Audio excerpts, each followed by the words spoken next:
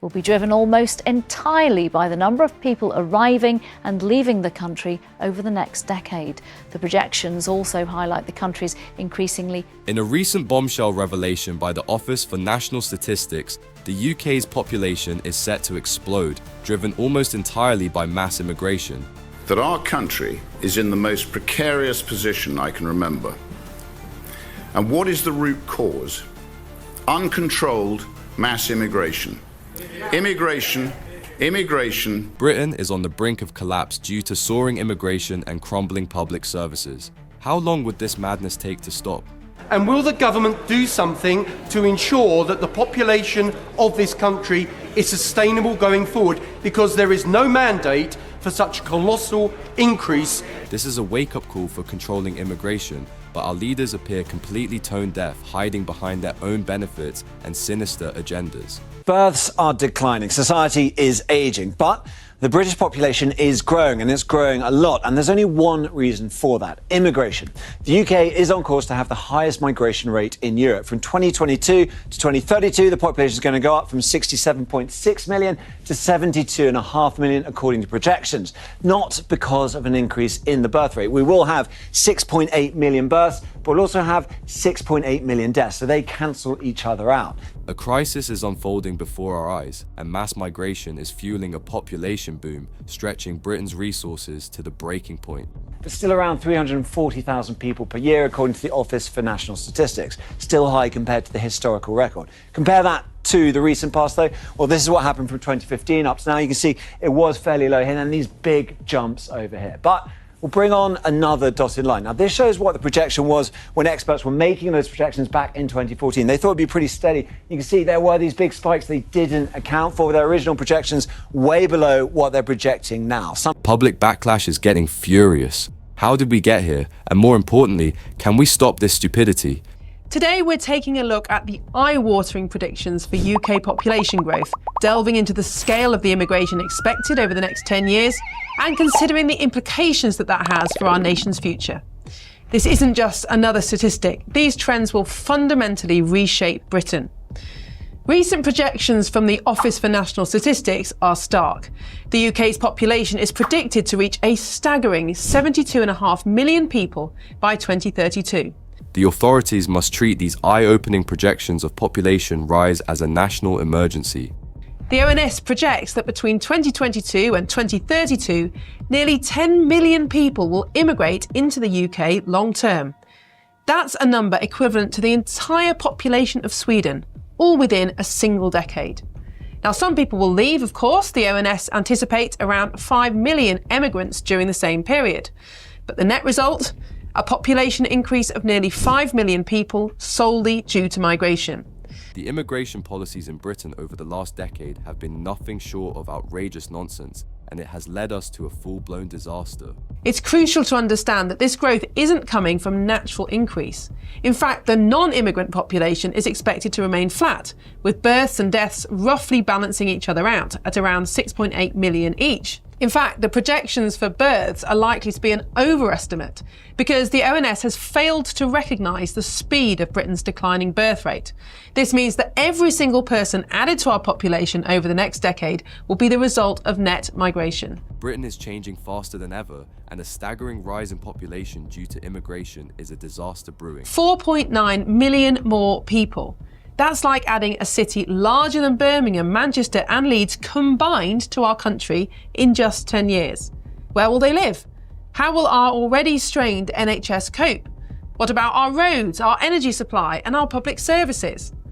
Let's just talk about housing. We're already in the midst of a housing crisis, with young people struggling to get on the property ladder and families squeezed into inadequate accommodation. Migration is out of control, the NHS is overwhelmed, and housing is a disaster. If this is not alarming, then what is? We need hospitals, roads and public transport to support this growing population. Are we prepared for this? The answer is no. The pressure on our housing market will be intense. We're likely to see property prices soar even further out of reach for first-time buyers. Rents will skyrocket, pushing more families into poverty. And let's not forget the impact on our green spaces. To accommodate this population growth, there'll be no choice but to build on our precious countryside, forever altering the landscape of our green and pleasant land. A time bomb is ticking and we are heading towards a huge population rise and a strained system. Yet, the Labour is quite spineless to act. Now, some people argue that immigration is necessary for economic growth. And yes, high-skilled immigrants do make valuable contributions to our economy. But we need to ask ourselves, at what cost? Medium and low-skilled immigrants, who make up the vast majority of people who come to this country, are a net cost to our economy. They receive in services and benefits more than they pay in taxes. Mass immigration might make it look like our GDP is growing, in the same way as adding 5 people to your household would increase your consumption of food, water and electricity. Brits are fed up with lame excuses for justifying uncontrolled immigration and illegal migrant surge. We're already seeing the effects of rapid population growth on our job market. Mass immigration has put downward pressure on salaries and has held down wages in sectors like social care. There's also the question of ageing. Immigrants who are granted indefinite leave to remain will be eligible for a state pension at a cost of potentially hundreds of thousands of pounds and more if they also bring over family members, as they are allowed to do. And let's not forget about the impact on our infrastructure. Britain's public transport is already bursting at the seams, and adding millions more people will only push it to breaking point. Trains are overcrowded, buses are unreliable, and the roads are gridlocked. Yet, rather than investing in infrastructure to keep pace with soaring demand, the government remains tone deaf, ignoring the growing frustration of commuters. It's outrageous nonsense to think the current system can handle this pressure without massive investment. The British people are expected to just accept disgusting conditions, while the leaders sit comfortably in their chauffeur-driven cars. Where's the accountability? Where's the plan to fix this escalating crisis? The reality is that our leaders have been depriving us of our rights by prioritizing low-skilled immigrants over their own citizens. We need an immigration system that puts the needs of British citizens first. The vast majority of people in the UK now believe immigration has been too high over the last decade. If parliamentary sovereignty means anything, the government must act to slash the number of visas given out and reform the indefinite leave to remain system so that those who have come over on the so-called Boris wave do not remain here indefinitely. We also need to take our collapsing birth rates seriously. Beyond transport, there's the undeniable challenge of integration. Britain has a proud history of welcoming immigrants, but when migration happens at such a rapid pace, it leads to parallel communities and rising social tension. We've seen this unfold across Europe. France is a prime example, where failed integration policies have led to unrest and the rise of extremist movements. Are we heading in the same direction? The double standards are clear. Politicians lecture the public on tolerance, yet they refuse to acknowledge the consequences of mass migration. Ignoring these issues won't make them disappear. It will only make things worse. New figures suggest the UK population could grow by almost 5 million over the next decade because of net migration. The Office for National Statistics projects the rise to 72.5 million people will be driven almost entirely by the number of people arriving and leaving the country over the next decade. The projections also highlight the country's increasingly ageing population, with the number of people aged over 85 projected to nearly. Britain is facing a full-blown crisis, and the numbers prove it, with the UK's population set to explode past 72.5 million by 2032. The only driving force behind this surge is mass immigration. Yet, instead of taking responsibility, politicians are engaged in dodging the issue with pure delusion. The British public is demanding answers, but all they get is tone-deaf excuses and empty reassurances. Now is the time to take robust action like Donald Trump. 20 years ago, the UK's population reached 60 million for the first time. Next year, it's projected to top 70 million and continue rising into the next decade, driven almost entirely by immigration. We're projecting a similar number of births and deaths in the period ending 2032. Effectively, they cancel each other out. And what's driving the projected increase in the population, that's 4.9 million between now and 2032, Between 2022 and 2032, the UK is expected to see 6.79 million births and 6.81 million deaths, meaning natural population change is practically zero. However, immigration is set to add nearly 5 million people, with a projected 9.91 million immigrants and only 4.98 million immigrants leaving long term. The government assures us that migration will eventually settle at 340,000 per year, but let's be real, these projections have been wrong before and they'll be wrong again. Net migration hit a record 906,000 in 2023 before dropping slightly, yet the numbers remain sky high. Britain is being reshaped before our eyes, and those in power are either too incompetent or too weak to stop it. Our population is also ageing. There will be 1.7 million more people at state pension age by 2032, almost a 14% increase. The demographic shift is already causing irreversible damage. The burden on the NHS has reached breaking point, schools are overcrowded, and the housing market is in complete chaos. Pensioners are being neglected while taxes continue to rise to support a system that is buckling under pressure. England will bear the brunt of this population boom, with a projected 7.8% increase compared to smaller rises in Wales, Scotland, and Northern Ireland. The reality is that the cities will become more congested, wages will stagnate, and the cost of living will spiral further out of control. The working class British citizen is being pushed to the margins while the government fails to act. We have 9 million working age people here in the UK that are not in the workforce. We need to see those people getting to work, and we need to see more investment in technology and mechanisation instead of importing very large numbers of low-skill wages. People are also living longer, and by 2047... And let's not forget, this crisis isn't just on Labour's hands. It's been a decades-long betrayal by both major parties. The Tories have been in power for years, promising crackdowns and delivering nothing. Meanwhile, Keir Starmer's Labour shrugs off any real solutions, rejecting even the idea of a migration cap. The Home Office says they have a plan to restore order to the immigration system, but after years of empty talk, who believes them? Shadow Home Secretary Chris Philp called the projections shocking and unacceptable, yet his party has no serious answer beyond more political posturing. The British people are tired of the talk. They want action. And we in the UK have been able to sustain levels of care and pension for the elderly population is because we've allowed lots of young people of working age to come into the country. Now, immigration has become less politically popular in recent years. You heard in my report the Conservatives saying they now think there should be a cap on migration numbers.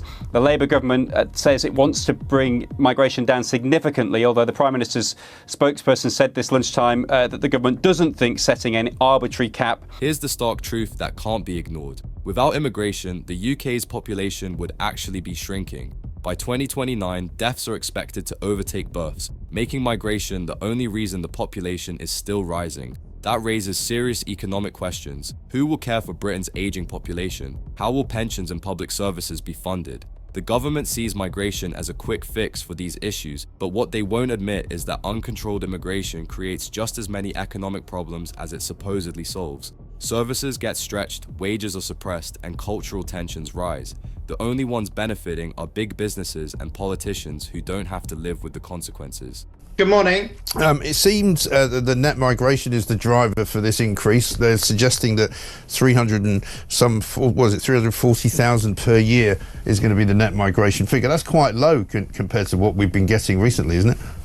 Well, there are two things going on, obviously. There's the balance of births and deaths, and then there's net migration. So on the balance of births and deaths, they are now almost entirely matching each other.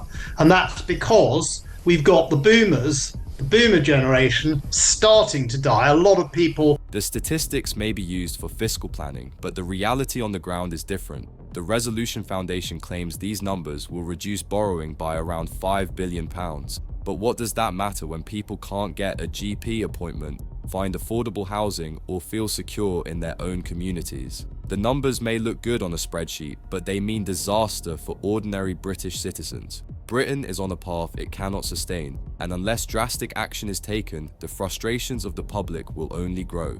The people see the problem. The question is, when will the authorities finally wake up? The real delta, the real thing that makes a difference is immigration. Now, the ONS has no more idea than you or I what the real level of immigration is today, and we know it's a hell of a lot more than 300,000. Yeah. And more importantly, if you're projecting forward where it's going to go. Now, if we had an election tomorrow and we had a different sort of government and a different... They claim to have a plan, but their so-called strategies are nothing more than deflection tactics designed to buy time.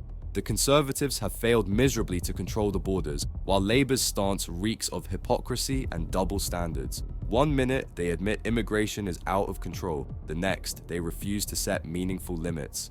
The public isn't stupid. They see through this sinister plan where both parties prioritize political gain over national stability. No wonder there's growing fury among ordinary Britons who feel ignored and abandoned. Elon Musk has also jumped into the grooming gangs matter. This is just because of rising crimes in the UK that have led Britain towards a global humiliation.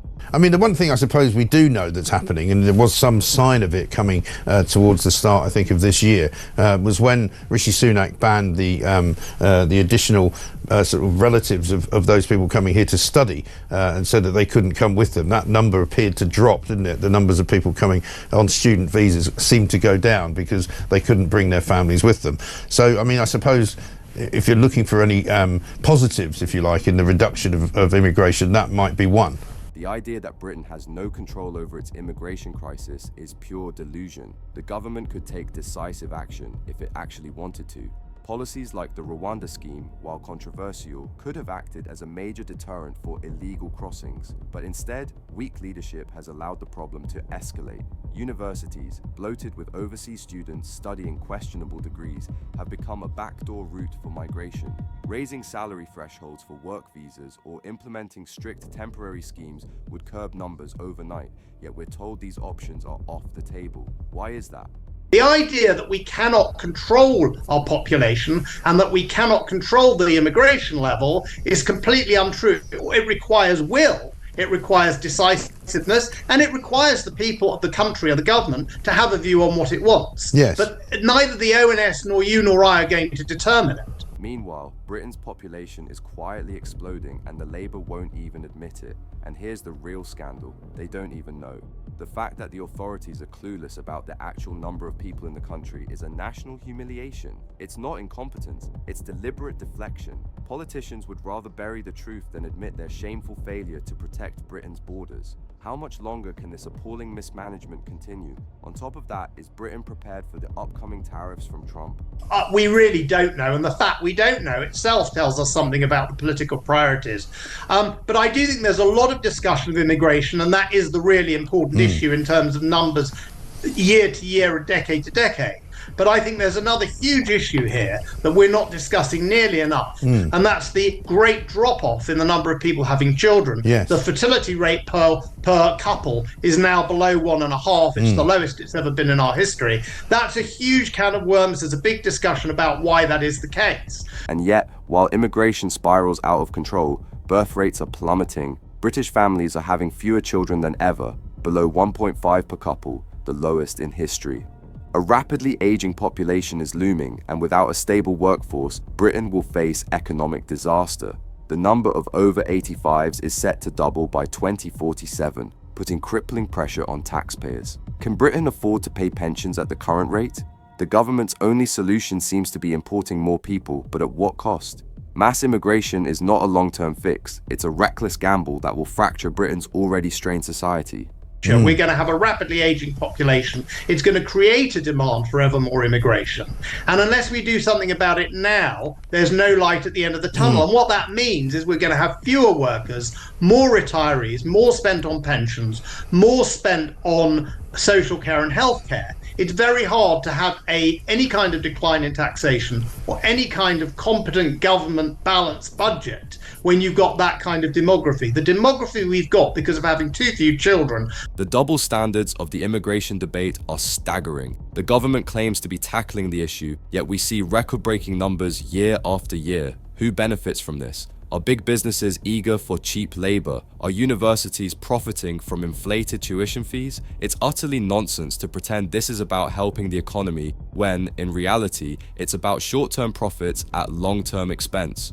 The furious backlash from British citizens is ignored. dismissed as a xenophobia or fear-mongering, while the real concerns, overcrowded hospitals, stretched public services, and vanishing job opportunities, are swept under the rug. This hypocritical leadership is pushing Britain towards a social and economic breaking point. Yeah. We keep underestimating numbers, and we're dealing with the consequences of that. I mean, in terms of what we do about it, we all know notionally, if you said, right, here's a piece of A4, jot down how you would address this, you'd write, well, build more hospitals, build more homes, but make sure that the infrastructure for schools are in place and all the other areas that are required for a civilized life in the sort of almost the mid 21st century. We know what to do, but we have a problem today with all of that stuff. And think about it, the sheer scale of this issue is staggering. It's a fundamental shift in our economy, infrastructure, and daily lives. Where will these people live? How will schools and hospitals cope? The government's half-hearted attempts to manage this crisis aren't enough. Even with Labour's promised 1.5 million new homes, net migration will consume almost all of that capacity, leaving British citizens struggling with an already broken housing market. This isn't about fear, it's about facts. The system is overloaded and politicians refuse to confront reality. It's time to take action or we will lose Britain. Over the last few years, only 17% of visas have gone to actual workers on work routes. Every worker's brought 1.3 dependents with them on average. On some routes it's much higher than that.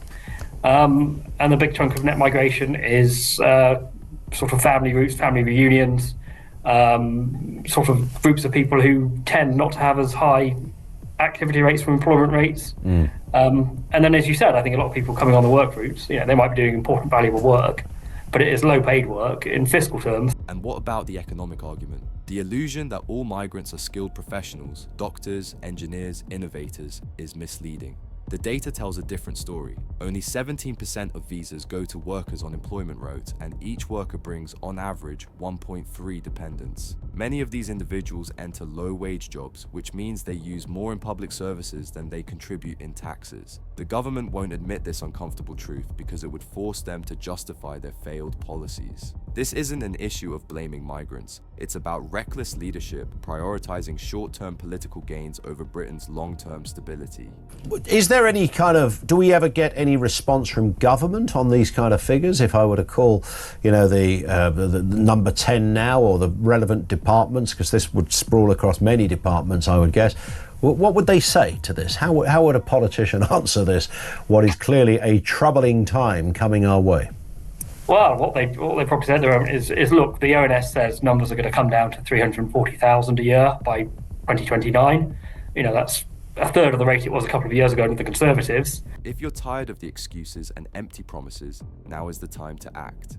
Like and subscribe to us. Together we can demand strict border controls, a functional immigration system, and policies that put Britain's citizens first. This crisis isn't coming years down the line, it's here now, and unless the public pushes back, it will only get worse. Speak up before it's too late.